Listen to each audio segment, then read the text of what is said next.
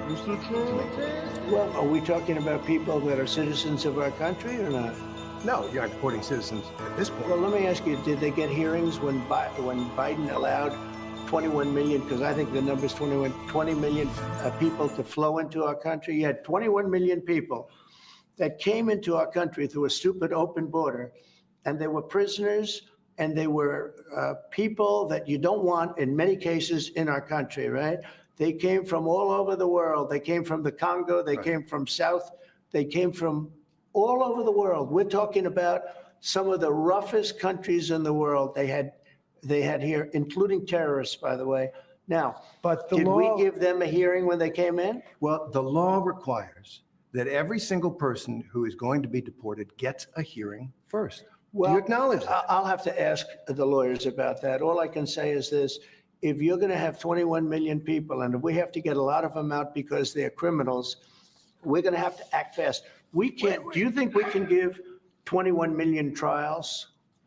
Let's say each trial takes 2 weeks.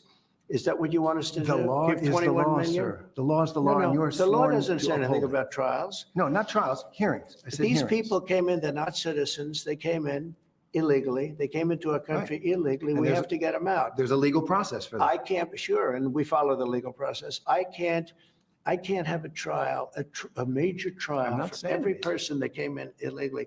We have thousands of murderers that came in. They're going to murder people. They already have murdered people in our country. Right. So we have to get them out, and we have to get them out fast. Really bad guys. But in our country, even bad guys get due process, right? If people come into our country illegally, there's a different standard. These are illegal. They came in illegally. But they get due process. Well, they get a process where we have to get them out.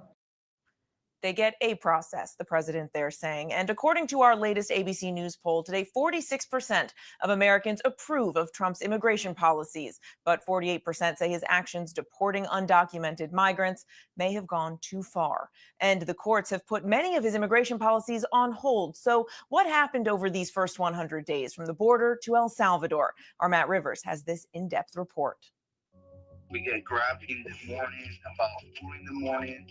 This is Alessandro Paredes, a 19-year-old Venezuelan migrant charged with pointing a pistol at someone earlier this year in South Carolina. He turned himself into police, but before that gun charge worked its way through a court, immigration authorities arrested him. The Trump administration says he is a gang member in the country illegally. And just get taken into a van. We spoke to him from a detention center in North Texas, where he denied being a gang member. We have been forced to sign this paper. It's right here. It's basically saying that we are part of a gang. It's saying that we are part of it, and they're forcing us to sign it. By they, he means CBP officers. The Department of Homeland Security declining comment, and ABC News has no way to know if he's a gang member or not. But Paredes knows what he's accused of, and he's terrified that he will join the hundreds of other Venezuelans facing similar accusations that have been deported recently to Secot, an El Salvador prison we visited a few weeks ago. Bueno, por favor, comenzamos por acá. A last-minute Supreme Court decision temporarily barred Paredes' deportation, saying he and others deserve due process. This is not being done by law. This is totally illegal, and it's out the blue. Gang member or not, the argument goes, everyone deserves their day in court, and civil rights lawyers say they're not getting it. The Trump administration argues they're following the law. President Trump and our administration will not rest until every single violent, illegal alien is removed from our country. The safety of the American people is too important to settle for anything less. And if a 19-year-old in the country illegally, facing a pending weapons charge, is arguing for due process, that's exactly the fight this administration wants to have. This one case just the latest in a lightning-fast, if controversial, attempt by the Trump administration to remake U.S. immigration policy in its first 100 days. It's been what we expected, that they would go after immigrants in a variety of ways. We knew it would be worse than the first Trump administration. No one issue was more front and center during the campaign than immigration. We're going to fix our borders. We're going to fix everything about our country. And upon taking office, Trump zeroed in on day one alone a slew of executive orders, ramping up deportations, ending humanitarian parole programs, and other legal pathways into the U.S. set up by the Biden administration. Orders quickly turned to action. First up were the DHS raids, as agents fanned out across the country, targeting many people they said were gang members, part of a plan to deport criminals as fast as possible. Then ordering the military to reinforce the southern border. We were there as Osprey aircraft were seen hauling supplies. So right now, these Marines are offloading concertina wire. They're going to bring it right down to the border to reinforce it. It's clearly meant to be a deterrent against future migration. And these kinds of supply flights, we might see a lot more of them over the coming months. And after years of thousands of people crossing the southern border each day, the numbers quickly plunged. Migrants stuck in Mexico. The number of crossings per day now at or near record lows. Do you credit President Trump's policies for that? Absolutely. President Trump is responsible for the turnaround at our southern border. He has sent the message across the globe that if you come here illegally, there will be consequences. And that message needed to be sent. Basically, the previous administration had rolled out the welcome mat. But the most controversial part of Trump's new look immigration policy was about to begin. It's mid-March, and President Trump invokes an obscure law from 1798, the Alien Enemies Act. It gives the president the power to deport people when any invasion is perpetrated, attempted, or threatened against the territory of the United States. Trump has long called migration an invasion, but it's that law that led to this. Hundreds of migrants deported to El Salvador, despite a court ordering that their removal flights return to the States. Shackled, heads bent forward, shoved inside that mega prison. The administration says they're alleged gang members without providing evidence. Some families of detainees deny that, including a Salvadoran named Kilmar Abrego Garcia, who was deported here despite a court order prohibiting that. An ABC News poll showing 46% of Americans approving the president's handling of immigration, while 53% disapprove. And while there is no question Trump's policies have slowed arrivals to the southern border, how effective his deportation policies have been is questionable. Trump campaigned on a promise to deport millions, but the limited deportation data released by DHS shows deportations nowhere near that pace. And multiple cases of wrongful deportation, alongside reports that many deported had no criminal record, have raised concerns over just how legal all this is. Adrian Gil Rojas was detained when ICE officers entered his home looking for another person. Then they accused him of being a gang member and placed him in a detention center, even though he was legally in the country at the time of his arrest with temporary protected status. He says were it not for a last-minute mechanical issue with the removal flight, he too might have ended up in El Salvador. Ser removido, deportado a una prisión donde no pertenece uno como persona, porque la verdad no soy una mala persona, no tengo delitos, no tengo nada, y eso me perturbaba demasiado. I think the Trump administration has not only pushed up to the legal line, but gone well past it. Many of the policies are just flouting laws that Congress has passed. Most of Trump's immigration policies are now tied up in the courts in a spider web of district, federal, and Supreme Court rulings. The Trump administration's unwillingness to fully comply with some of those rulings have sparked fears of a constitutional crisis. I don't think I've seen a time in my more than 3 decades practicing where an administration has been so disrespectful to the federal courts. The staying power of all these new immigration policies is also an open question. Remember, the policies are largely based on executive actions, meaning another president could theoretically reverse them in the future, unless Congress steps in. So lasting change in 4 years, I think, will require Congress to come to the party, give them the resources, and enact these laws How the next 1,360 or so days remaining in Trump's term play out remains to be seen. But for now, those most affected, like Alessandro Paredes and those alongside him, they're stuck. We just want justice. We're human. We have human rights, and we're fighting for it. We just want to go back to our country. We just want our rights. We don't deserve to get taken. That's not even ours. We just want to go back home.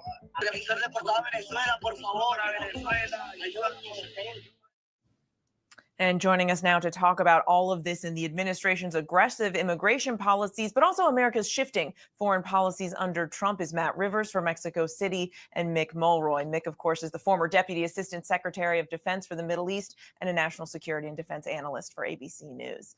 And Matt, let's start with you. We just saw your reporting on deportations. The Trump administration dealing with allies like Mexico and El Salvador, and also adversaries like Venezuela. So how have priorities in these relations shifted under Trump? Look, I think whatever Donald Trump's goal is, he's going to carry out more or less the same playbook, whether it's an ally or an adversary, to get to those goals, to reach those goals. Whether you are a fan of Donald Trump's policies or not, what he is pretty consistent with, whether he's talking to allies like here in Mexico or in El Salvador, or adversaries with Venezuela, he's just going to do whatever he wants to get to the United States, to reach the goals that he has set forth for the United States. With a country like Mexico, a bit trickier, because this is a leftist populist president here in Mexico whose own popularity kind of is attributed to her standing up to Trump. In El Salvador, much easier. He's dealing with Nayib Bukele, who's a big fan of the administration, has spoken at CPAC, wants more U.S. investment. But either way, he's basically imposing his will, or trying to impose his will on these countries, whether they're adversaries or allies. And that's something that we've seen him really lean into. We saw him do that in the first term, but I think in these first 100 days, we've certainly seen him double down on that kind of strategy. As Trump says, this is an America First agenda. And Mick, let's broaden this out a bit, because President Biden's State Department really focused on strengthening existing alliances like NATO, but that certainly is not the approach Trump is taking. Well, that appears to be the case, Mary. And quite frankly, NATO is the most significant military alliance in history. It essentially won the Cold War. It rallied around the United States after the attacks of 9/11 for over 20 years. There was many complaints, not just by President Trump, but President Obama, Bush, Biden, about member states not contributing what they agreed to under the agreement, the NATO agreement itself, the treaty. But that has changed, mostly because of the Russian invasion of Ukraine. Now, most member states are paying over the amount that they agreed to. And now the alliance is even more significant, I think, to the national security interests of the United States. So hopefully the Trump administration recognizes that and realizes that it's more important to shore up that alliance rather than to withdraw from it. And Matt, aside from reporting on Latin America, you've also covered the Middle East extensively. And we know talks on a new nuclear deal with Iran continue. Trump, though, of course, ripped up the first one. So why is he now seeking a deal with Iran, especially when our ally in the region, Israel, has been opposed to it? Yeah, I mean, remember, this is the guy in 2018 during the first term, like you said, Mary, who unilaterally walked away from a deal. But what happened since then? We've seen a series of years where Iran, despite sanctions on its economy, despite ordinary life for ordinary Iranians getting that much harder, Iran has pushed forward with its nuclear program. It's enriched more uranium, and it's that much closer to be able to, in relatively short order, produce a nuclear weapon. So if you're looking at why Trump wants to make a deal, I think you take three things into account. One, what I just said, the fact that Iran is closer than it had been previously to producing a nuclear weapon should it go down that path. I think the other thing you have to remember is that Trump has a historic aversion to committing U.S. troops to the Middle East. That's one of his big campaign issues, was the Biden administration's quote unquote fumbling of the Afghanistan war. And I think finally, he loves the optics of a deal. I mean, you know that, Mary, better than I do, that he loves the idea of being able to say, I tore up the last one. It wasn't that great. Let me get a new one in here. And therefore he can be the winner in all of this. So I think when you take all of those things combined and you take into effect, he doesn't really care all that much about what Benjamin Netanyahu has to say, perhaps, then, that leads you to where we are now. The president certainly likes to tout his art of the deal. And finally, Mick, you mentioned Ukraine. Let's talk about the status of that war right now. A State Department spokeswoman today threw cold water on Moscow's most recent offer of a 3-day ceasefire. The president has said he wants a Russia-Ukraine deal within the next 2 weeks. The administration warning the U.S. will step back as mediators if a peace deal isn't delivered soon. So is that realistic? I mean, is a peace agreement possible in the coming days? And if not, then what next? Well, unfortunately, Russia would love it for the United States to step back as a mediator. They clearly don't have any pressure on them right now to reach a ceasefire negotiation. They rejected the one that the U.S. proposed in March, a 30-day ceasefire that would allow both sides to sit down and negotiate for a permanent end to this conflict. Everything they've proposed so far has been very self-centered. For example, the one coming up in May is simply for them to have parades without being concerned that they'll be attacked by Ukraine. I think the president now sees that clearly and hopefully understands that the U.S. needs to put pressure on Russia to get them to take this seriously, because right now they do not. Yes, so many questions about how this is all going to play out. Mick Mulroy, Matt Rivers, thank you as always. We so appreciate your insights. And that is our show for this hour. You can watch Terry Moran's full interview streaming at 9 p.m. Pacific and on Disney Plus and Hulu. I'm Mary Bruce. Stay tuned to ABC News Live for more context and analysis of the day's top stories. Thanks for streaming with us.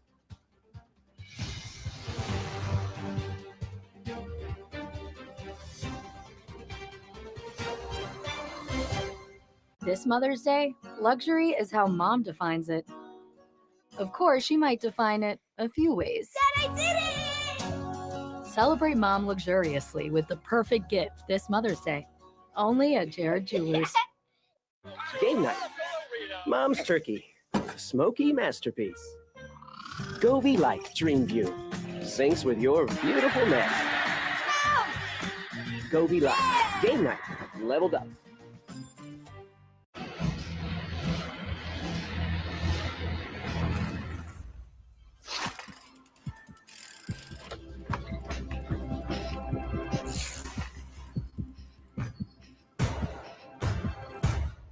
At Harbor Freight, we rigorously test and refine our tools.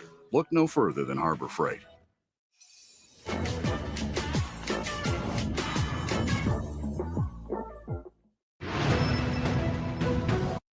Central on ABC.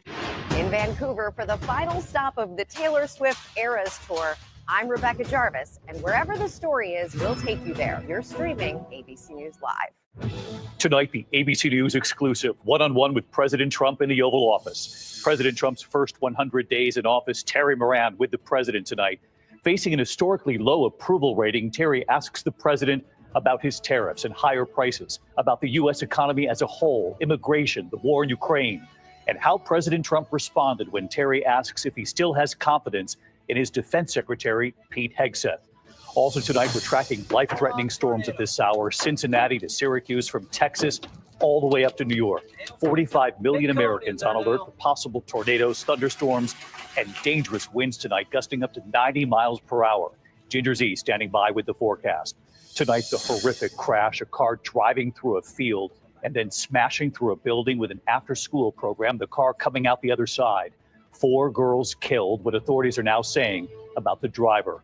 Tonight, Amazon's idea for customers to post how much more items are costing you because of the president's tariffs. The president and the White House furious. The president getting on the phone with Jeff Bezos, how this ended.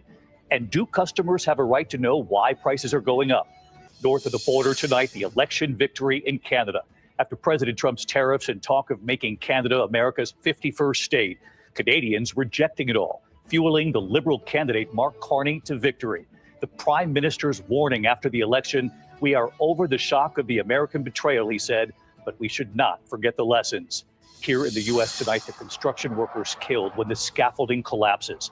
The runaway boat speeding up to 40 miles per hour. The driver says he was thrown off the boat. The famous painting and the child scratching it. The damage to the $50 million piece of art. And America Strong tonight, celebrating America's only female unit to serve in Europe during World War II. An honor long overdue tonight. From ABC News World Headquarters in New York, This is World News Tonight with David Muir. Good evening, and it's great to have you with us here on a Tuesday night. We begin tonight with the ABC News exclusive. Today marks President Trump's 100th day in office. And tonight, our Terry Moran sitting down with the president in the Oval Office. Terry asking the president about his tariffs, the economy, immigration, the war in Ukraine, and how the president answered when Terry asked if the president still has confidence in his defense secretary, Pete Hegseth, after those two group chats using the Signal app discussing military plans involving Yemen, U.S. military jets, and their timing. One of those chats included his wife. The president facing an historically low approval rating at the 100-day mark amid concern in this country over the president's tariffs and higher prices, fears of inflation. Tonight, our first look at the primetime interview that airs tonight, Terry asking the president about his advice to Americans to hang tough and what that meant when it comes to the economy. Well, you said something a couple weeks ago that struck me. You said concerning the tariffs, which economists say are going to raise prices, you said, quote, hang tough. Yeah. It won't be easy. You said that to the American people. Is that what Americans should expect, some hard times? I've said that during my campaign. Look, we won a campaign by a lot. We won all 7 swing states. We won the popular vote by a lot. You know, we had a tremendous campaign. I said all these things during my campaign. I said, you're going to have a transition period. We've been ripped off by every country all over the world. They're laughing at us. They thought we were stupid people, and we were. And I said, that's not going to happen. We're not going to let that happen. Hard times are ahead? I don't think so. I think great times are ahead. Look, since I came in, gasoline is down, groceries are down, egg prices are down. Many things are down, just about everything. You know, you don't have the drop in fuel and energy and oil like we did. I took it from maybe $3.20, maybe more than that, down into a much lower number. When you have that kind of a drop, you're not going to have inflation. Not now, but it's the tariffs, right? We still have 145% tariffs on China. Your Treasury Secretary said we basically have an embargo on China. Look, you're trying to say something's going to happen, Terry. No, okay, well, nothing's going to happen. You know business. Terry, I want to ask you. I do know business. Yes, and so 145% tariffs on China, and that is basically an embargo. They deserve it. It'll raise prices on everything from electronics to clothing to building houses. You don't know that. You don't know whether or not China is going to eat it. That's mathematics. China probably will eat those tariffs, but at 145, they basically can't do much business with the United States. And they were making from us $1 trillion a year. They were ripping us off like nobody's ever ripped us off. And by the way, we have other countries that were just as bad. If you look at the European Union, it was terrible what they've done to us. Every country, almost every country in the world was ripping us off. They're not doing that anymore. The president there on his tariffs during this wide-ranging primetime interview tonight. Terry also asking the president about his defense secretary, Pete Hegseth, and whether he still has confidence in him. Here's what the president said. I want to ask one question about Defense Secretary Pete Hegseth. There's a lot of turmoil at the Pentagon right now. There's the Signal chat with his wife on it where he's discussing that attack in Yemen. There's another Signal chat discussing the attack on Yemen. There's a reporter accidentally involved. You said the other day that you had a talk with the secretary. Did you take him to the woodshed? I had a talk with him, and whatever I said, I probably wouldn't be inclined to tell you. But we had a good talk. He's a talented guy. He's young, he's smart, highly educated. And I think he's going to be a very good hopefully a great defense secretary, but he'll be a very good defense secretary. You have 100% confidence in I don't have 100% confidence in anything. Okay, anything. Do I have 100%? It's a stupid question. Look, it's a pretty important position. I have no. You don't have 100%. Only a liar would say I have 100% confidence. I don't have 100% confidence that we're going to finish this interview. We will.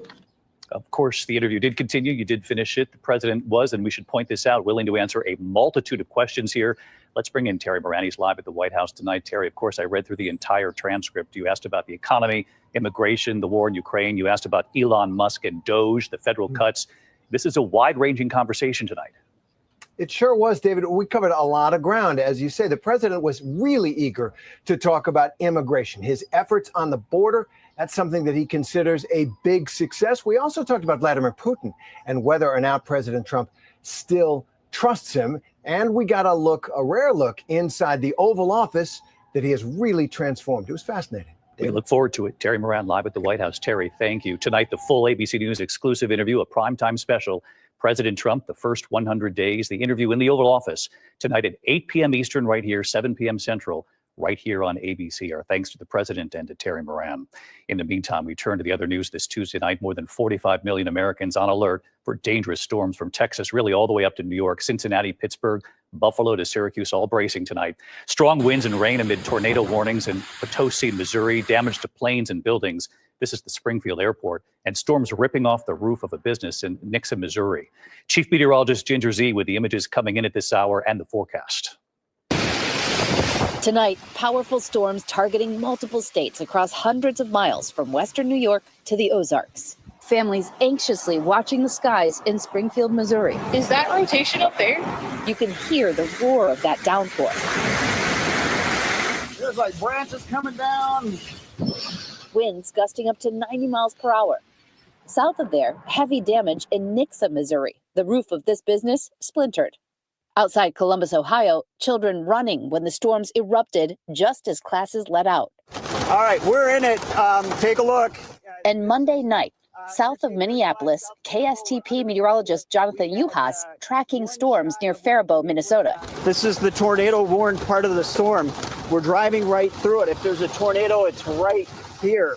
That tornado shredding this barn, confirmed as an EF1, winds at least 86 miles per hour. And we know this continues into the evening hours, so let's bring back in Ginger Z tonight as you look forward. Ginger, what do you see? So Pittsburgh got slammed just hours ago with 71-mile-per-hour gusts. That line is now moving through Altoona State College, and you see that's just the northeastern part of it. We got a brand new severe thunderstorm watch, David, in Kentucky. That includes West Liberty, London. It's close to Lexington there. That's all moving east. It will die out overnight, but we've got to focus on the southwest and the plains because it's not just the severe thunderstorms yet tonight, but it's the flash flood threat. Oklahoma City, for example, has had their second wettest April on record already, and they are in the significant risk for flash flooding. That is 3 to 7 inches. If they got more than 2, they would be in the top wettest April on record. It's not just tomorrow, but we see tomorrow night flash flood threat sticks around. Damaging wind will come with those storms, David, tomorrow as well. We can see the winds right there. Ginger Z has been traveling with this line of storms. Ginger, thank you. We'll see you on GMA. We continue tonight into the horrific crash, a car driving through a field and then smashing through a building with an after-school program inside the car, then coming out the other side. 4 girls were killed, and what authorities are now saying about the driver tonight. ABC's Alex Perez is on the scene in Chatham, Illinois. Tonight, this tight-knit community in Illinois devastated after a car drove through a child care facility, killing 4, including 3 young children and a teenager. Multiple casualties, Chatham. I need EMS 1018. Police say a woman drove a vehicle through the Why Not after-school camp in Chatham, Illinois, just south of Springfield, yesterday afternoon. Officials say the vehicle raced through this 78-acre farm field before plowing right into the building and out the other side.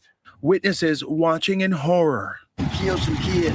Those are kids. Oh, no. 4 girls killed, 6 other children rushed to local hospitals. The driver uninjured in the crash. Today, police identifying her as 44-year-old Marianne Akers, stating she's not in custody at this time as the cause of the crash remains under investigation. The coroner identifying the victims, among them 7-year-old Alma Bunnerkemp. Yay! Her family calling her a ray of sunshine who loved playing soccer, basketball, and doing gymnastics. Also killed 8-year-old Ainsley Johnson, 7-year-old Catherine Corley, and 18-year-old Riley Britton. Riley was about to graduate, and those little kids, they don't get to live out their dreams. Yeah. And like their parents don't get to wake up to them anymore, and like they don't get to get them ready for school anymore. And like that's just really heartbreaking. And David, authorities say they are evaluating that driver and awaiting toxicology reports, but at this point they do not believe this was a targeted attack. David? What a horrific scene there. Alex Perez for us. Alex, thank you. Next tonight to the prices Americans are paying for everything and Amazon's idea for customers to post how much more you're paying for these items because of the president's tariffs. The president and the White House furious about this idea. The president then getting on the phone with Jeff Bezos. So let's bring in ABC's Rachel Scott. She's live at a rally with the president there in Michigan, underway as we're on the air tonight. And Rachel, what more have you learned about this plan floated by Amazon to show customers how much more they're paying? And then this call from the president to Jeff Bezos. How did this go? Well, David, Amazon admits that they were considering this proposal for one of their smaller divisions, Amazon Haul, to show customers just how much more they would be paying because of the president's tariffs. But amid pressure from the president himself, Amazon backing away from this idea. I'm told when the president got word of the idea, the president was frustrated, so much so that he called Amazon founder Jeff Bezos directly to complain about it. Within hours of the phone call, Amazon putting out this statement, making it clear, quote, "This was never approved and is not going to happen." Today, before departing for Michigan, the president saying that Bezos made the right call and that he solved the problem very quickly. The president on stage here in Michigan tonight announcing a little relief for automakers. The White House says that they will still have to pay those 25% tariffs on all cars and auto parts that are not made inside of the United States, but no additional tariffs on steel and aluminum, David. Rachel Scott live there in Michigan tonight as the president marks 100 days. Rachel, thank you. We turn now north of the border tonight into the election victory being watched by the world after President Trump's tariffs and talk of making Canada America's 51st state. Canadians appearing to reject it all, fueling the Liberal candidate Mark Carney to victory. And the Prime Minister's warning after the election, "We are over the shock of the American betrayal," he said, "but we should not forget the lessons." Matt Gutman is just back from Canada tonight. Fueled by an anti-Trump movement and anger over relentless pressure from the U.S. to make Canada the 51st state, the Liberal candidate Mark Carney won, capping an extraordinary comeback victory. And tonight he's taken the fight to President Donald Trump. President Trump is trying to break us so that America can own us. That will never, ever happen. Carney is a former central banker but political rookie, telling Canadians they need to brace for new reality. We are over the shock of the American betrayal, but we should never forget the lessons. We have to look out for ourselves. It was just a few months ago that Justin Trudeau had resigned in disgrace and the Liberal Party was down 24 points. But then President Trump slapped those steep tariffs on Canadian goods and suggested he'd annex Canada as the 51st state, igniting the Liberal Party's unprecedented comeback. Even as voters headed to the polls just 24 hours ago, Trump posting online seeming to suggest they should instead elect him. And David, I just landed from Canada, and at almost every campaign stop, Carney's mantra was something like President Trump is going to break Canada so we can own Canada, and we're not going to let that happen. Now, we understand the two men did speak today, but now the hard part begins for Carney. He's going to have to work with the Trump administration for the next 4 years. David. Matt Gutman from Los Angeles tonight. Matt, thank you. And also from California at this hour, more than 55,000 Los Angeles County union workers walking off the job as part of a two-day strike there. SEIU workers at hospitals, libraries, parks, and county offices marched to the streets of downtown Los Angeles demanding higher pay. The county pushing back tonight, saying they are facing, quote, unprecedented stresses, including recovering from the devastating fires there. The walkout ends at 7 p.m. tomorrow. When we come back here tonight, the construction workers killed after a deadly scaffold collapse. You'll see the images. Also hear a major change to the way people can buy a popular drug used for weight loss. And then the dramatic video tonight of this runaway boat speeding up to 40 miles per hour. The police officer jumping from one boat to the other, trying to stop it. The driver of the boat thrown off. Where this played out. I don't really like committing to things. I'm scared.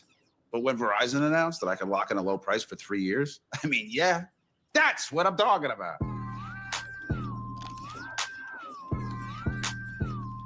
Can you hear me now?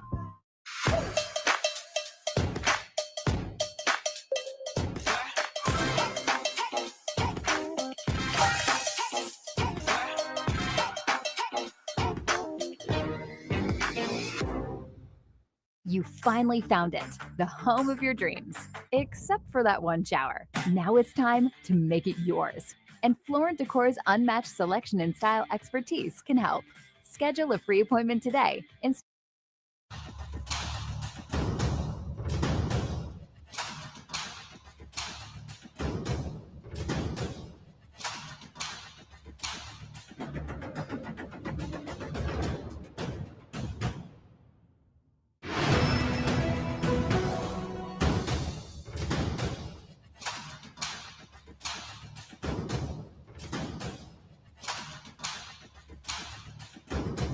Trumptastic. Yeah, I'm on my MAGA shit. Yeah, I'm fresh to death. Like I'm hopping out my casket, bitch. Yeah, I'm on my MAGA shit. Yeah, I'm on my MAGA shit. Yeah, I'm on my MAGA shit. Yeah, I'm on my MAGA shit. Yeah, I'm fresh to death. Like I'm hopping out my casket, bitch. Trips around the Atlas had me ballin' like a globe. Try to double dribble, slam dunk. I'm dripping through the paint, nigga. Yeah, I'm on my MAGA shit. Yeah, I'm on my MAGA shit. Yeah, I'm fresh to death. Like I'm hopping out my casket, bitch. Trips around the Atlas had me ballin' like a globe. Try to double dribble, slam dunk. I'm dripping through the paint, nigga. Everything I touch turns to glitter. I'm a lucky charm. Fettuccine Alfredo mixed it with the Parmesan. EBS coming in and ringing like a car alarm. Honey, I shrunk the kids about the size of a peppercorn. USA flag and I stitched it with the Betsy Ross Baywatch Barbie. Then I hit her with the hats off. Proud man, Oculus, I had to take my glasses off. Sammy Sosa flow, yeah, I had to change color. I'm an acrobat, flip your ass like the Ringling Brothers. Captain Planet, Superman, I'm flying through the stratosphere. I can pop your top like a soda or a can of beer. Starter man jacket had me ballin' like the Cavaliers. You can catch Corona, but I'd rather have a Heineken. I had to check my watch, yeah, it's that time again. Stampin' postcards, send them off.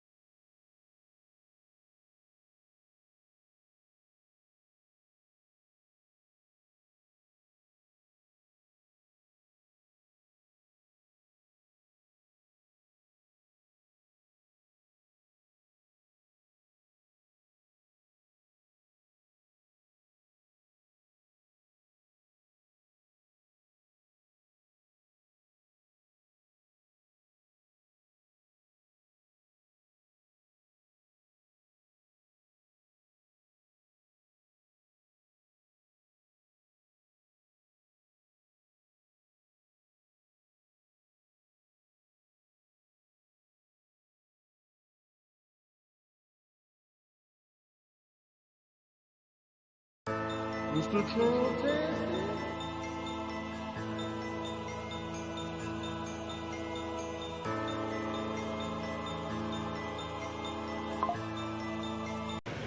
Well, there's a lot of things, I suppose, that I worry about, but and some of these things will seem esoteric to people. The birth rate is very low in almost every country, and it's something, unless that changes, civilization will disappear.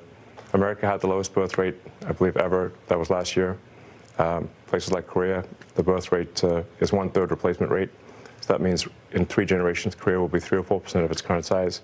And nothing seems to be turning that around. Humanity is dying. And people, it's just not something we evolved to react to. And I worry generally about the strength of America. America is the central column that holds up all of Western civilization. So if you've got the temple of Western civilization, America is the central column. If that column fails, it's all over. You can't run off to New Zealand or some other place. It's over. So either we strengthen that column and make sure America is strong and will be strong for a long time, or that roof's coming down. Well, there's a lot of things, I suppose, that I worry about, but and some of these things will seem esoteric to people. The birth rate is very low in almost every country, and it's something, unless that changes, civilization will disappear. America had the lowest birth rate, I believe, ever. That was last And this is where it gets really horrible. The guy was cutting off my roommate's. It was like a bad dream. This crime was horrific. He's a psychopath. How could you possibly defend somebody like that? This was a story about greed, sadism, evil. Wicked Game, Devil in the Desert, only on Hulu. To the index of other news tonight, a potential game changer involving the popular weight loss drug Wegovy. Novo Nordisk says it's making the drug available to several telehealth companies, including Hims & Hers Health, Ro, and LifeMD. The drug company also plans to make it more affordable for customers who are paying out of pocket. The late Pete Rose could finally get a chance at baseball's Hall of Fame without setting a deadline. Major League Baseball Commissioner Rob Manfred says he will issue a ruling on the family's request. He was banned for life for gambling on games, including his own team, while a player and a manager. The commissioner says he's discussed this issue with President Trump in February. Trump has said he would posthumously pardon Rose, who died in September.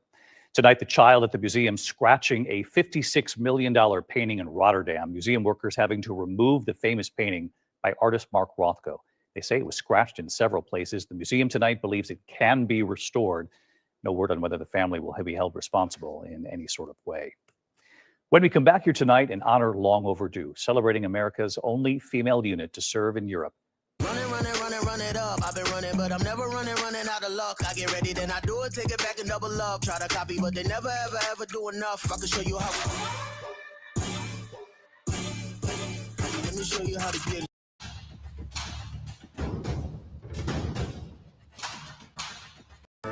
Mr. Trumptastic.